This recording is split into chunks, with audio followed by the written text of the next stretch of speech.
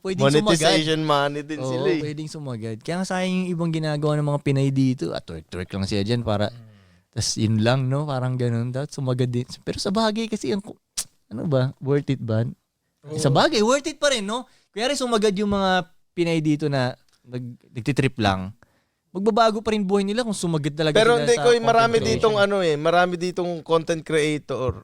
Hindi nga may numbers sila sa TikTok, pero hindi nila na content creator sila.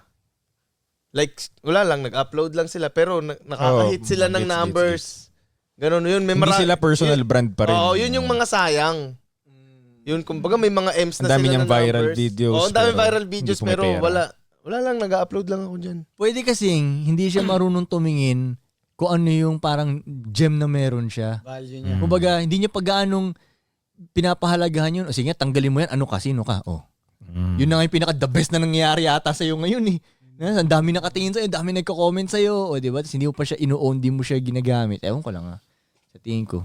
Siguro, Kung yung iba bakit. ganun. Yung iba may pera rin eh. Kunyari yung mga anak mayaman. Gets. Yun, ibang kwento naman yun. Oo, yung mga Pero anak kunyari mayaman. taga-hoods ka at hindi mo pa ginagamit yung Oo, yun. ano Sayang, yung sikat yun mong talaga. yun, di ba? Oo. Oh, yun. Yung mga anak mayaman, nagtitrip na lang yun eh. Yan, Diba? ganun. Tapos nagkaka-hit pa sila sa numbers, di ba? Actually, yun nga ang mga malalakas ngayon eh. Yung mga anak May pan-trip mayaman kasi sila, oy. anak mayaman na nagti-TikTok sila, tol. Tapos hindi, nararamdaman mo na hindi nila ginagawa to para Para sa For fame. TikTok, o oo. para magkapera. Kasi may Nagtitrip pera lang na sila, sila. oy. Okay, dito. Tapos ngayon, Trip lang sila. magtitrip lang sila. Gano'n. Tapos ngayon, masisilip mo na ngayon yung buhay nitong mga anak mayaman na to. Kaya parang medyo Nagiging famous sila.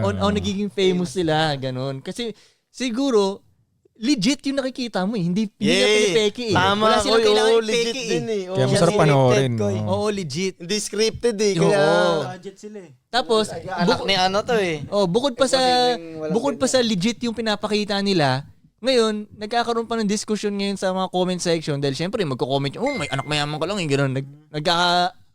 Syempre, lalait, tatry nilang awayin Nepo yung mga... baby. tawain nilang awayin yung mga ano. Pero nakakatuwa din panoorin sila eh. Lalo na pagkari, magtatagalog sila na... kasi legit kasi ko eh. magtatagalog sila na hinahirapan sila, di ba? Parang, anong sabi mo, hindi ako marunong magtagalog? Marunong magtagalog. Marunong ako.